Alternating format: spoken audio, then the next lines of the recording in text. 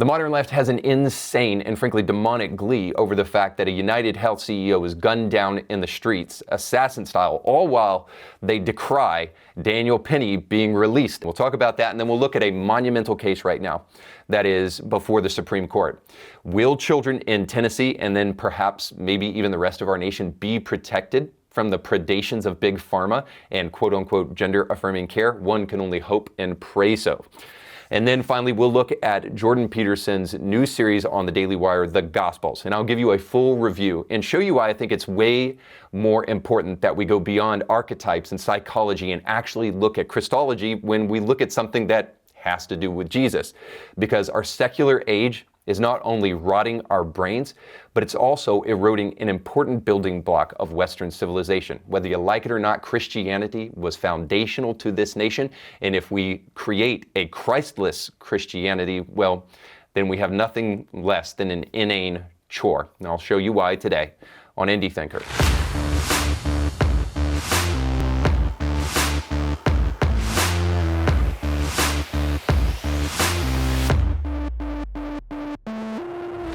Today's show is sponsored by our friends over at Sweet and Savory. Now, what is Sweet and Savory? Well, I'm glad you asked. If you have believed that down deep somewhere in the cockles of your heart, there's a Gordon Ramsay waiting to emerge, well, then you are 100% correct. But you're going to have to get some help for that to happen. And Sweet and Savory can help you with that. Not only do they offer great date night experiences, but the classroom is intended to try to help you learn how to cook foods from all over the world.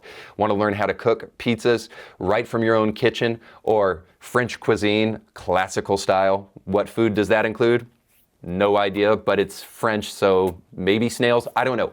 All that to say this: the most amazing dishes that you'll ever have in your life will come out of that Sweet and Savory classroom, but also come with you when you leave, and then you can recreate those things in your own home. So if you want to learn how to cook, do so in a fun environment that also serves as a great way to provide a gift for your spouse this Christmas, then you need to check out sweetandsavoryclassroom.com. When you check out, make sure to use the promo code IndieThinker. Now, while you're online, you'll also see that there are online classes. So if you're not in the Sweet and Savory area, you can enjoy some of these classes right from your own home. So again, all you have to do any of that is go to sweetandsavoryclassroom.com, put in the promo code IndieThinker so they know that we sent you and so that you can get a discount on your next order. It was announced on Monday that Daniel Penny has been acquitted on all charges associated to involuntary manslaughter of Jordan Neely. Now, Jordan Neely was an erratic, acting, out of his mind, homeless man that was high on drugs, that was getting into the face of people and threatening them with death when Daniel Penny, ex-Marine, came behind him, put him in a chokehold, and tried to submit him, which is what that chokehold is intended to do. Later, Jordan Neely expired and the left lost their mind. Now, some will say that it is because America is a systemically racist hellscape, and that is why. But I want to offer an alternative suggestion. Might it be that the jury heard mountains of medical evidence that Jordan Neely was so high out of his mind that he likely expired because of excited delirium, rather than actually the chokehold that Daniel Penny placed upon him, which was intended to make him pass out and to restrain him rather than to kill him. And then there, of course, is the mountains of eyewitness testimony that said that the mental state of Neely was incredibly erratic. He was spitting and getting into the faces of people and threatening them with death, showing that what Daniel Penny did to restrain him was actually an order and a move of courage. Now, you'll also remember, if you look past the pictures that were circulated online of Jordan Neely, of him in a Michael Jackson costume, and you actually look at what took place that day, you'll see that there were actually people of color that were assisting Daniel Penny in trying to restrain Neely because he was so erratic. I mean, we had purple people, we had blue people, and we even had yellow people. Gay! But some can't see that. They just can't look beyond their bias and their hatred for America. And you can see that they wanted mob justice. They gathered around the courthouse before the ruling in order to try to extort the jury into doing what they want. But it wasn't just outside the courthouse and in New York City where people were decrying this result, but also there were people online like this pastor who decided to post this: MAGA chooses which murderer to celebrate on race and wealth of the victim. Now, this pastor can't really see the difference between these two things, but it seems very obvious that a man being killed in cold blood and a man who was yelling in the face of people and threatening people being restrained and then him dying later, likely because he was so freaking high that he wasn't even in his own right mind. They still can't see the difference between those two things, even though there really isn't much correlation there. But some went even further than this pastor did. And they decried Penny's ruling while also celebrating the cold-blooded murder of this CEO for United Health. One of those such people is Taylor Lorenz, former journalist for the Washington Post and overall crazy woman, posted this in a blog. Why we want insurance executives dead, with this pic of balloons and a star that says CEO down. She would later post also on X the picture of the CEO of Blue Cross Blue Shield, which by the way is a woman, so much for feminism on the left. NBC would also go on to report things like this. On the official Facebook post about Thompson's death, who is the United Health Group CEO, that most people reacted with a laughter emoji. Out of the approximately 40,000 reactions on the post, 35,000 used the ha-ha emote and 2,200 used the sad emote. A high-profile violent crime typically sets social media abuzz with tips and theories from amateur internet sleuths hunting for alleged perpetrators. But after United Healthcare CEO Brian Thompson was gunned down in New York City last week without a primary suspect being identified, a rare occurrence happened in the thriving true crime world: silence online from highly followed armchair detectives. Now, normally speaking, whenever social media armchair experts are silent, this is always a great thing. But the silence is deafening here on this one. So why is it that Daniel Penny's courageous act cannot be celebrated for what it actually is, and then the left goes even further and celebrates the cold-blooded murder of an individual who did nothing? Well, there's three reasons, I think, for this moral blindness. And I think it's important for us to understand. First and foremost, largely on the left, you're dealing with people who are totalitarian, and their blind lust for power will be stopped by nothing. See, Daniel Penny took power into his own hands, and whenever anybody does that, well, it's a threat to their lust for power, so he must be decried at all cost. So all of the talk about the people on the left and the Democratic Party being the party of welfare and social benefits and large social safety nets in order to take care of the marginalized and the hurting is all nonsense. They don't actually care about it. They might actually do something about the murder rate in Chicago on the weekends and black-on-black crime if they actually truly cared about humanitarian purposes. But no, they care about power. This is exemplified in the fact that when Larry Elder was running, by the way, a black man and a conservative, in the state of California, that it didn't take them long to call Larry Elder, simply because he was a conservative, the black face of white supremacy. So I hope you understand.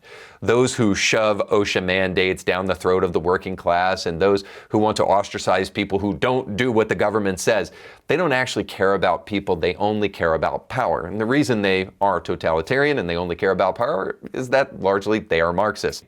And then let's also realize that their totalitarianism comes because they are frankly Marxist. Now, Daniel Penny is defending normalcy. He wants a subway ride where you are not yelled at in your face by an insane homeless man. Now, you would think that's not too much to ask, but of course, Marxists want to destroy everything. So they want rampant drug use. They want crime everywhere. They want all the institutions to absolutely be rot through from the inside out. They want this because Marx was satanic.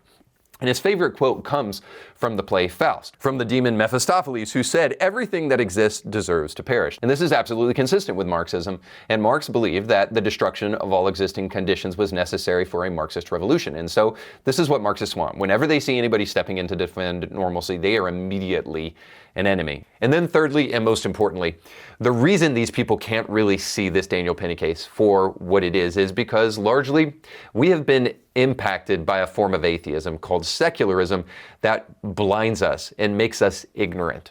Now, this is largely true of those in the progressive left and those in the Democratic Party. Now, that is to suggest Two, by the way, that Christianity in its present form has been largely hollowed out, and it's an empty husk of what it was historically. There are people right now who will call themselves Christians, but really they're just wearing a skin mask, Hannibal Lecter style, with a cross around their neck, and they're cosplaying Christianity, but have no real grasp of what it actually means to be a Christian from a biblical perspective. See, the way this works is Daniel Penny should be praised for his moral fortitude, for courage, for standing up for truth, for protecting others who are weak, but he's not. Instead, really, the left is only looking at his skin color. The reason for that is that they are devoid of any moral compass. Therefore, rather than the good, the true, and the beautiful, they have to look at more superficial things because they've totally stripped themselves from any real moral structure in their life that might come from the transcendent God found in Scripture. That's why they stop at just merely looking at the color of Daniel Penny's skin and they go no further. This is because secularism has rendered us totally lazy and without an objective moral standard. So we move to heuristics like skin color because then we have a standard of judgment. So the problem here, at the end of the day, is just merely a parasite of the mind called secularism. See, secularism is a parasite of the mind because it is intentionally ignorant. Secularism is the idea that religious ideas and definitions have no place in the public square. This is where you get secularists saying, you keep your religion to yourself. Don't shove that down our throats, all while they are perfectly happy to open their Bibles and tell us how awesome gay marriage is, abortion is, and everything else. So the myth of neutrality obviously is a lie. They are not neutral and they read from their Bible, so we will definitely read from ours. And then I say, let the best ideas win. But the secularist doesn't want that arrangement because they know that their ideas somehow are inherently less beneficial to society. Therefore, they have to try to restrict all forms of religion, and Christianity in particular, from entering into the conversation whatsoever. Well, the problem with that is this, is that it is an inherently ignorant campaign to block out your mind to anything, no matter how good it may be, simply because it is religious. That kind of moral blindness causes you to cry out for justice when a person has stood courageously to defend others, and to cry out for mercy when an insane drug addict has threatened people verbally with death, until we get back our moral structure and return to a transcendent God who can provide that moral structure for us. I think we'll continue to stand on shaky ground outside of courthouses crying out for innocent blood. And in our top stories today, you'll see why secularism is such a morally and intellectually bankrupt enterprise.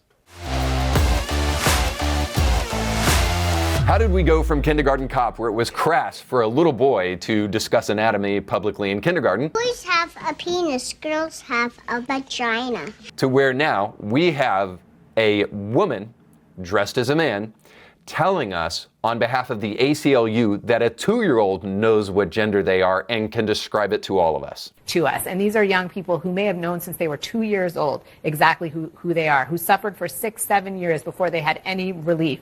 On the screen is Chase Strangio. Strangio is not just a DEI hire. Is not just there as a representative of the trans world because she says that she is trans, but rather Strangio is qualified for this position because she is a fantastic attorney. So this has nothing to do with identity. It's important to note that because as I show you this steel man argument for why children should somehow be marched into gender clinics and then mutilated, and that will be a public good for the state of Tennessee and the rest of our nation, even as other nations around the world continue to ban these kind of barbaric surgeries.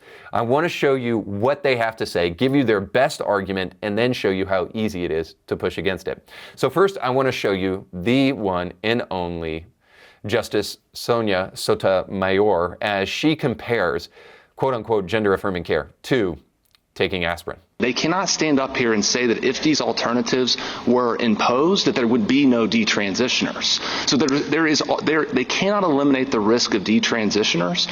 So it becomes a pure exercise of weighing benefits versus risk. And the question of how many minors have to have their bodies irreparably harmed for unproven benefits is one that is best left. I'm sorry, counselor.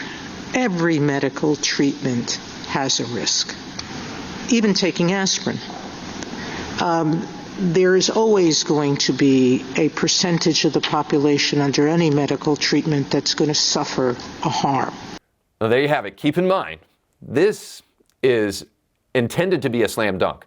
This is a steel man position coming from one of the Supreme Court justices of the United States and one of the leftist judges on the Supreme Court. So obviously, this has got to be something really, really robust and really good. And you can tell by her indignation, she thinks this is a slam dunk. She needed to interrupt the attorneys with the state of Tennessee in order to make sure that justice is served here. So this is not just a stupid justice, right, stepping in to weigh in.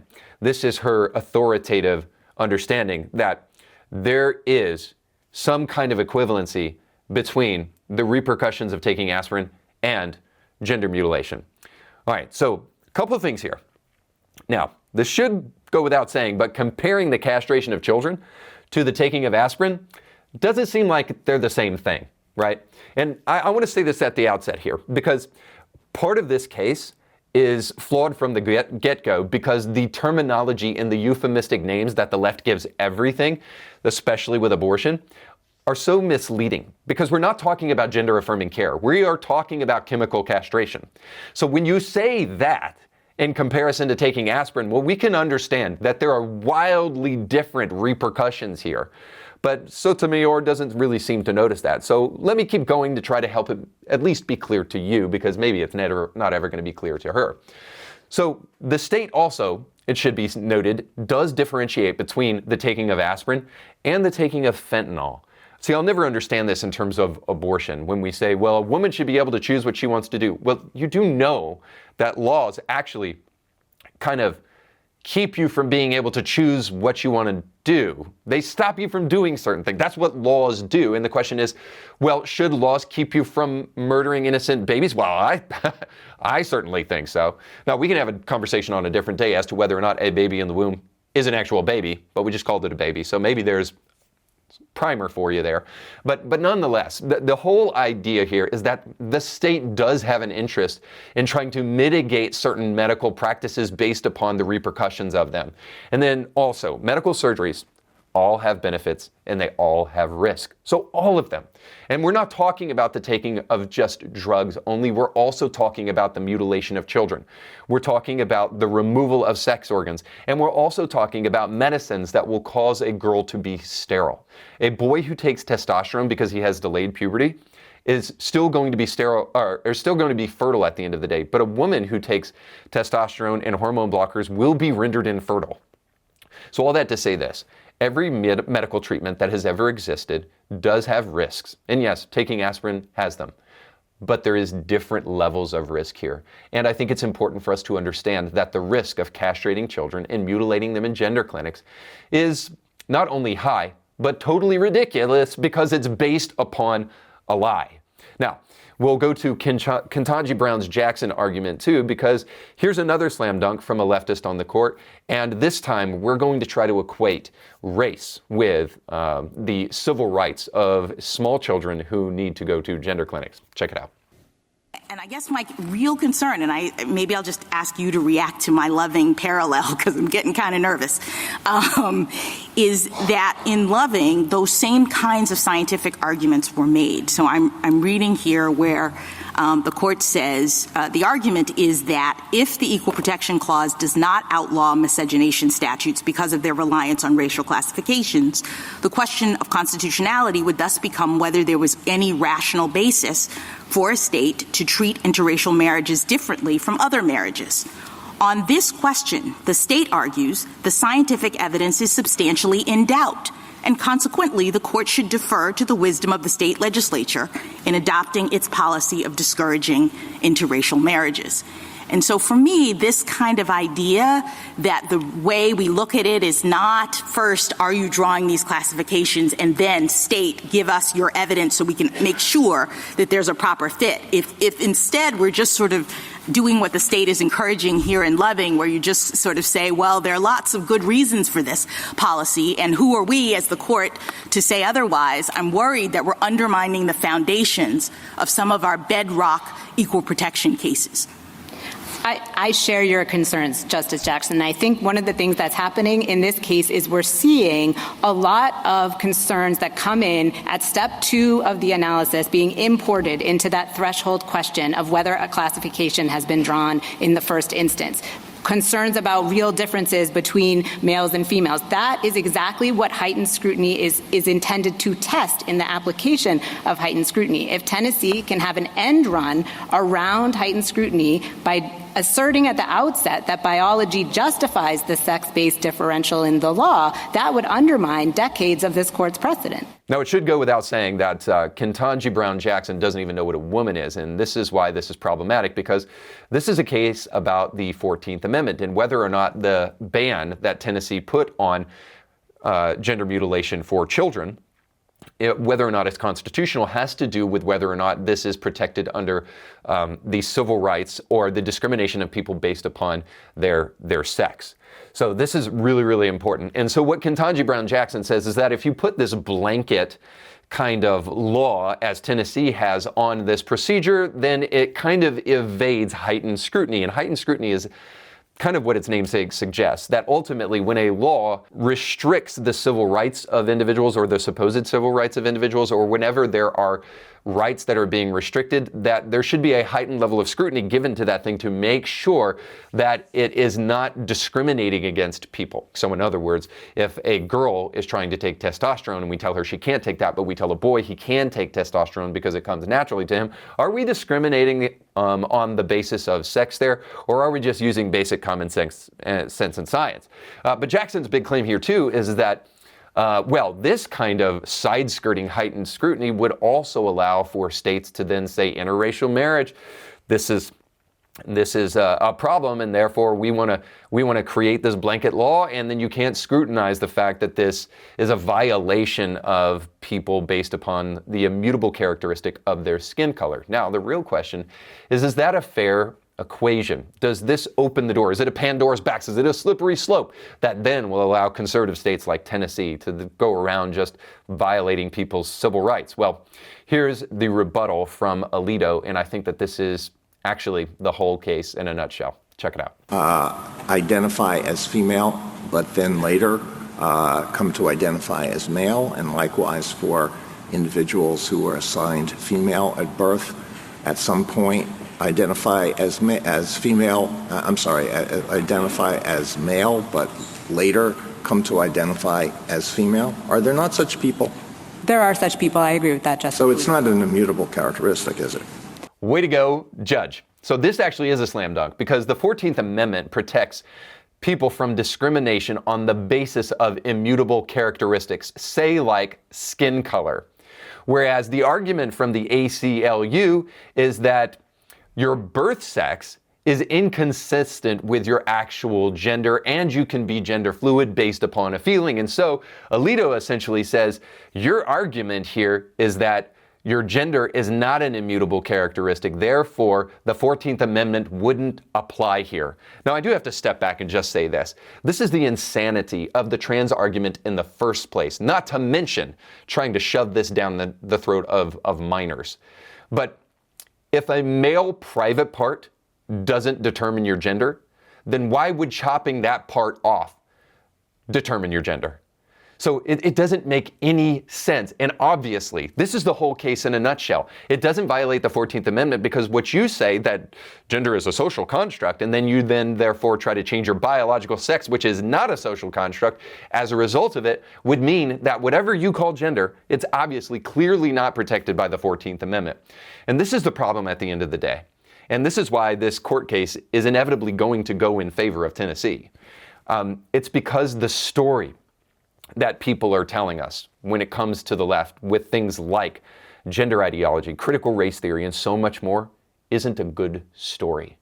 Maybe a good story to look at around this time of year would be, I don't know, the Nativity, or maybe the Grinch Who Stole Christmas, which was about a guy changing his heart rather than changing his fur color or anything else externally, recognizing that the issue is actually with your feeling inside, but not necessarily anything external. It's not the people around you making sure to affirm your gender. They're not the problem. The problem is something else that's going on inside of you. And it's hard for us to realize this anymore because Romanticism has totally ruined our brain. And whether we know it or not, we are influenced by romanticism more and more in our postmodern society today. And romanticism is more or less an emphasis on emotion and feeling and a rejection of authority, or a rejection of reason, and very often a rejection of moral authorities like God. So in other words, your emotions get set on the throne and God is off the throne. But maybe, just maybe, romanticism is part of the problem with society today, and that your feelings suck, and moral authorities outside of yourself, objective moral frameworks, are actually really beneficial to society and may have a better idea than you do, than your emotions do.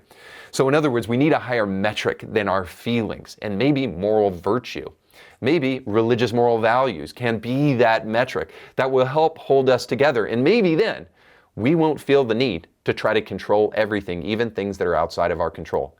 Maybe we put God on the throne, and then we don't have to put ourselves on the throne and give ourselves the insane ability to declare whatever our biological sex says. See, this is ultimately what this is really all about. When God is not on the throne, somebody will take his place. And when you take the place of God, well, then sovereignty falls in your hands, and all of the things that you didn't before need to control, now you need to control them, including your quote-unquote gender. And this is happening not just to people who are atheists, and not just to people who are leftist radicals, but also people who are kind of mainstreamed in the culture, because every single time Neil Tyson talks about this issue, he steps out of his lane and then repeatedly steps over his own shoelaces, falls onto the ground, bloodies his nose, and then rolls for about 100 yards. Because I've never seen a greater attempt at self-inflicted pain than in our next story, because Neil Tyson has been on a tear lately, not only going on Bill Maher, but now on Piers Morgan's show, and showing us how little he actually respects biology.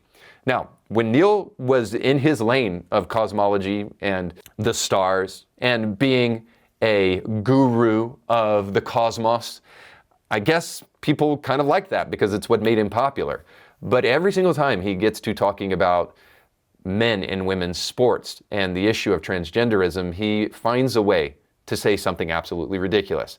So let's hear what he has to say in a recent interview with Piers Morgan. But I can tell you that in the end, nature is the ultimate judge, jury, and executioner of what is objectively true in this world. And so you cannot rise to power, declare something that is true that has no scientific support. You can get away with it for a little while because you can drum up support, especially on social media, but that you're building a house of cards that will ultimately collapse. Or if you manage to shore up the house of cards with more things that are not objectively true, other countries will rise up and they will lead the world in ways that we once did.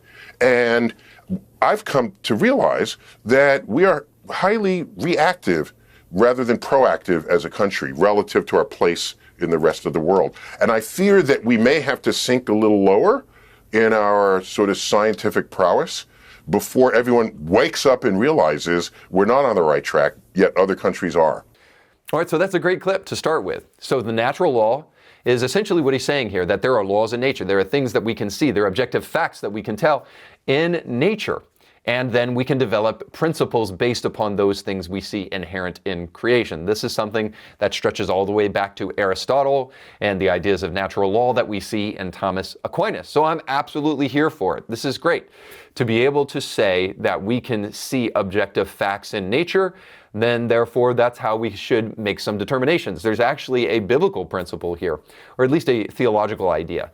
And there's two kinds of revelation. There's general revelation and special revelation. So general revelation is that God can be seen in nature. This is what it says in Romans 1, that the invisible things of God can be seen in visible creation. Right? And then special revelation would be things like Christophanies and Epiphanies, or revelation that God gives you directly, where God speaks to you directly. This would be kind of new birth experience, salvation in Christ, those kind of things. But general revelation is available to everybody, even those who are not Christians, because you can reason your way toward the natural law. So Neil deGrasse Tyson is not going to totally agree with all of that, but he's going to agree with the first part. But I just take it one step further because I realize that nature didn't just appear from nothing, because that would be an inane idea. But there is a God of nature that created this nature and the logic by which we can view all of these things and reason through all of these things. And perhaps reason and logic are one of the greatest arguments for the existence of God. So, fair enough, Neil. I'm with you every step along the way. Let's look at nature. Let's look at science, real objective science, rather than just pure, scientism, and let's see what nature has to tell us. But is that what Neil is going to say when it comes to transgenderism and men competing in women's sports? Well, I think you know the answer, but let's see. I put it to you that you're a scientist. It is clearly an indisputable scientific fact that biological males have a superior power and stamina and lung power and all these other things to biological females, because if they didn't, we would never separate the sexes in sport. The Olympics would be gender neutral, and they're not for a reason. Women wouldn't win anything. So when I hear you try and justify it or say that there's a scientific, and maybe there's not, maybe I'm misquoting you here, but there's some kind of scientific reason why it's fine, I'm like, hang on, Neil, you're Mr. Reality Check. You're Mr. Cold Hard Fact. Surely you can see that this is wrong, without it actually having to be transphobic to say that.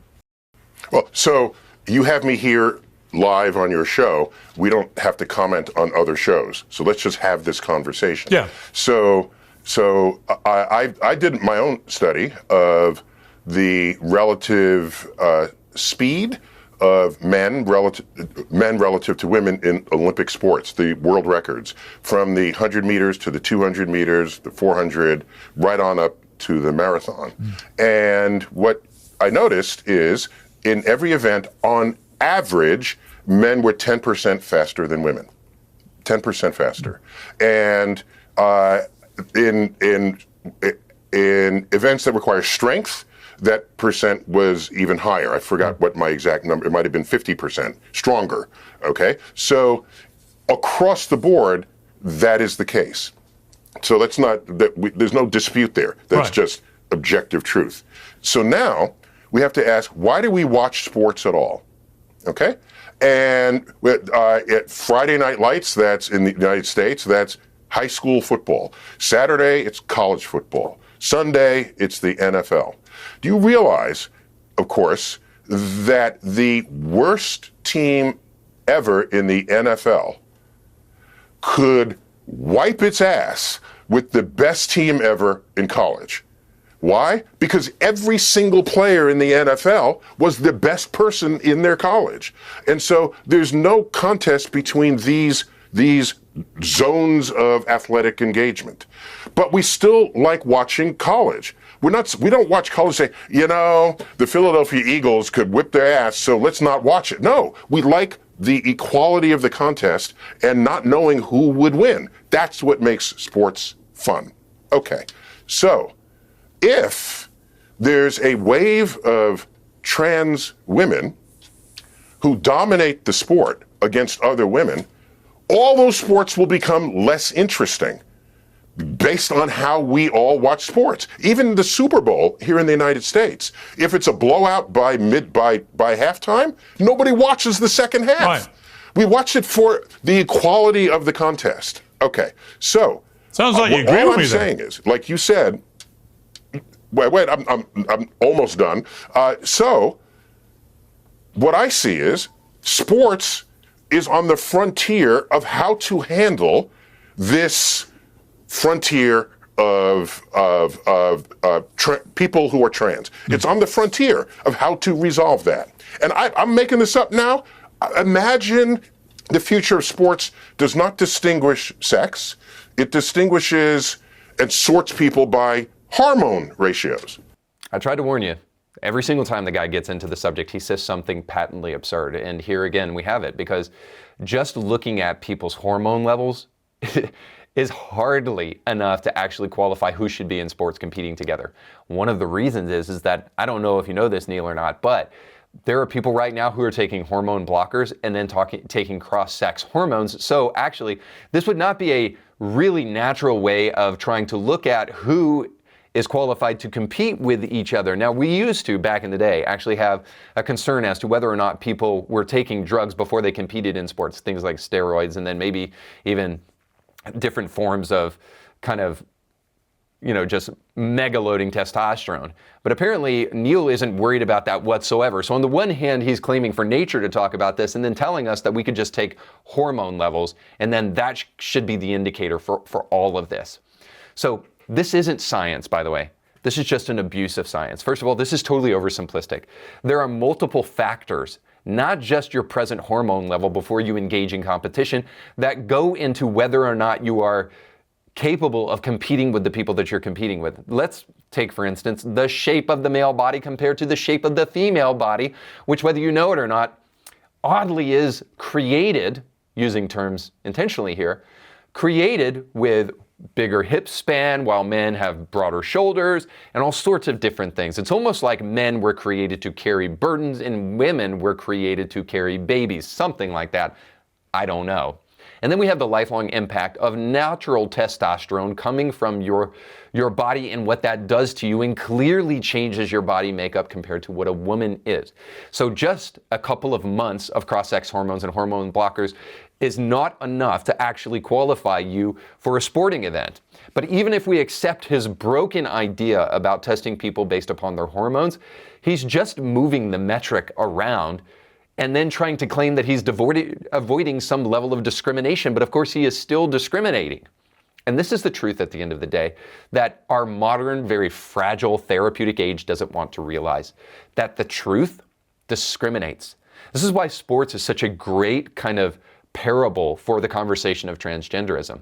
Because in sports, it is a great equalizer. We don't get to use our emotions to say how we feel about whether or not a woman should be competing in the NFL with a bunch of dudes that will break her face in half. All that to say, the truth discriminates. The truth marginalizes people. And if that hurts your feelings, I do have some words of consolation for you. Suck it up. Life's tough. Get a helmet, man. I'm too pregnant for this. The reason I can give you those words of consolation is because this is truly hopeful. When God is not on the throne of your life, you take his place, and now you must become the arbiter of all reality, of all definitions. And that crown, it doesn't fit you well. Yeah, I believe that Genesis is correct, and that it says that God created mankind in his image, and in the image of God created them both male and female. And then that also coheres with biology and with everything we know about science. When you disregard a standard of definition and then you try to create your own standard, then it is incumbent upon you to try to recreate everything. By the way, I can give you an analogy here. Climate change is a perfect example of this. What we used to call acts of God, we now call anthropogenic. In other words, we say that man created those things, and if you don't now stop eating steak, and if you don't get that 3D printer to get that fake meat out to you, then ultimately the destruction of the world, it's all because of you. So now the things that are totally outside of our control that we used to call acts of God now are within our control. See, this is nothing less than an attempt to try to pretend that we are God. But I hope we know by now that story is the same story as the emperor has no clothes. You lose a sense of sovereignty when you lose God. Therefore, you have no mooring. You have no anchor for your soul, and it leads you to doing crazy things like suggesting that men should be beating the hell out of women in boxing matches. It is patently absurd. Maybe, just maybe, we need a sense of sovereignty, and maybe, just maybe, that can come from a God like the one we find in the Gospels, which is why, lastly, I want to bring us to a review of Jordan Peterson's new series, The Gospels. Now, I absolutely loved the Exodus series, and I thought it was very, very impactful, and I was very hopeful for this new Gospel series. Here's a trailer of it to give you an idea of what it holds in store for you. Christ is a master at using short, mysterious stories. They change the listener who takes them seriously. My experience with the biblical text is that they're inexhaustible sources of wisdom. If I find something in them that is an obstacle, it's because there's something in me that has yet to be transformed. I just don't get it. The person that you do not think could ever be virtuous. Oh, let me show you. This is the person who is fulfilling the law and the prophets. But seek first his kingdom and his righteousness, and all these things shall be added to you as well. I don't believe in that promise. I'll just be honest on this point. That has not been part of my experience. This parable I've been trying to understand forever. While we were talking and while we were sitting there, then it hit me. I saw it. Name me one ideology that has supplanted Christianity that has done good for humanity. This Jew is very frightened of a post-Christian society. He was the God-man, the model, the example of what we ought to become and what we can become. It's okay. It's safe for you and all of your doubts and apprehensions to open up and to let these stories in. He is the temple. He is the Torah. He is the covenant. He is prophecy fulfilled. If you're doing this and it isn't also the love of wisdom, it's also an attempt at wisdom without love. In both ways, you're going radically wrong. Power of love. It sounds so cliche when you say 60s, eh? I don't want to be on a Hallmark card, I tell you. We've got our work cut out for us, gentlemen. This is one peculiar time and one peculiar text, and I sure hope we're up to the task. Now, we're only 2 episodes into this series, so I cannot say exactly what it will be when it's all said and done, and maybe we'll come back afterwards and give a full review of the full series, but I can already tell you, this is kind of my synthesis of the first 2 episodes. The Gospels counteracts the stories of power and sex in the materialistic post-Nietzsche world, and the Gospel counteracts that with a story of personal sacrifice for the greater good. Now, this is exactly what you would come to expect from something that Jordan Peterson would do. I mean, it sounds like him exactly, and this is almost a verbatim quote from Jordan Peterson.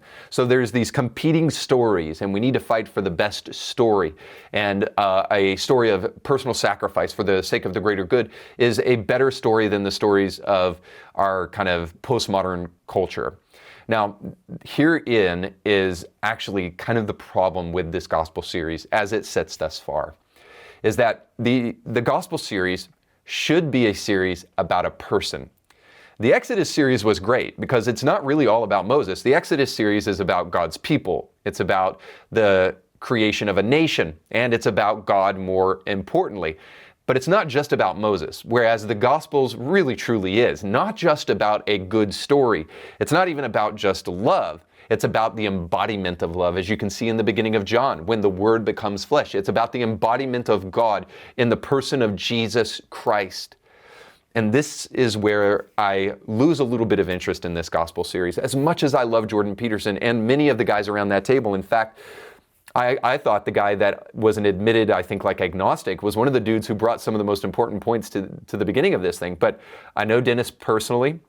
I really appreciate Jonathan Pageau, and there's many guys around that table that I really do learn a lot from, Jordan Peterson in particular, but this is where it all kind of breaks down for me.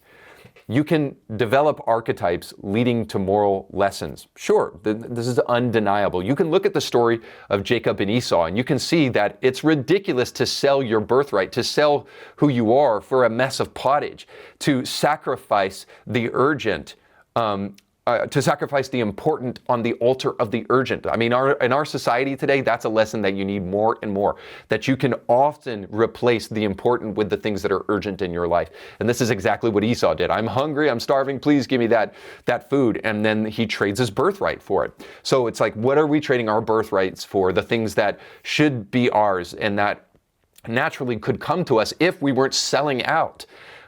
Great question, right? So you can learn these moral lessons from the archetypes that you find in the Bible. Jordan's great at it. And of course, he's great at kind of psychological and philosophical thoughts that lead to ideals. But here's the real problem. It doesn't lead you to a person. And I only know of one reason to do anything, and that's because it's true. So if the Gospels tell the truth about Jesus and the fact that he is God, then it creates a sense of gravitas to the things that Jesus says that takes all of our thoughts to the next level, and all of the things that are present in the Bible to the next level. So there's a rule here that Billy Graham kind of developed, and no, it's not the Billy Graham rule, but it's a different kind of rule that I kind of extrapolated when his library was dedicated to him in Charlotte. After the ceremony was all over, people came to him and asked, what did you think about that? What did you think about the ceremony? What did you think about the library? And after walking around and seeing all of this dedicated to this fantastic man who literally changed the world as we know it, He said this. He said, too much Billy, not enough Jesus. All that to say this, that if we're going to draw absolute values, they need to be rooted in a person rather than an ideal. And we're in trouble if they're in anything else. So you can go to the Bible and you can find all sorts of stuff about individualism that rails against collectivism. And yes, it can be a safeguard against Marxism. You can go to the Bible and you can find all sorts of moral lessons. You can find a moral lesson about the expediency of your pleasure rather than the trusting in virtues that are time-tested, like with Abraham going with Hagar and rather than waiting on his wife Sarah. So all that and more. If you don't know the story, just trust me, there's a lot of moral lessons in the Bible. And then you can also draw lessons of self-help. Sure, the Bible will give you greater self-esteem, and it will help you feel better about yourself, and it will help you understand your identity and all of that. But none of it is worthwhile if we don't get the major story of the text. God came to this earth. Jesus Christ wants to have a personal relationship with you. And the dance of Scripture, the whole story, the whole narrative of Scripture, the meta-narrative of it all underpins everything else. And it is this, that God desires to have communion with you because God is a person and a relational being, and He wants you to know Him. And this is when the Gospels are at their best, when they push you to that God of love who supports all of these virtues and ideas. Without that, you're just falling for the facades of these virtues and these ideas that are found in archetypes and psychology, rather than the person who embodies them in their fullness. And this is where C.S. Lewis's quote is so important. In his trilemma, he presents us with a decision that we should all finally sit down and make. Jesus, based upon what he said, is either a madman, because he claimed to be God and made a bunch of moral claims, or he is a liar. He knew he wasn't God and he was just lying about these things. And if he is not a madman or a liar, which anybody who's actually read the Bible and tried to do so from a thoughtful perspective would say, no, Jesus is neither of those things, well, then you're going to have to come to the third conclusion, which is just this, and the only conclusion you really can make, that Jesus is who he said he is. So let's dispense with this idea that Jesus is just simply a good teacher, because the things he taught either make him a madman, a liar, or the Son of God.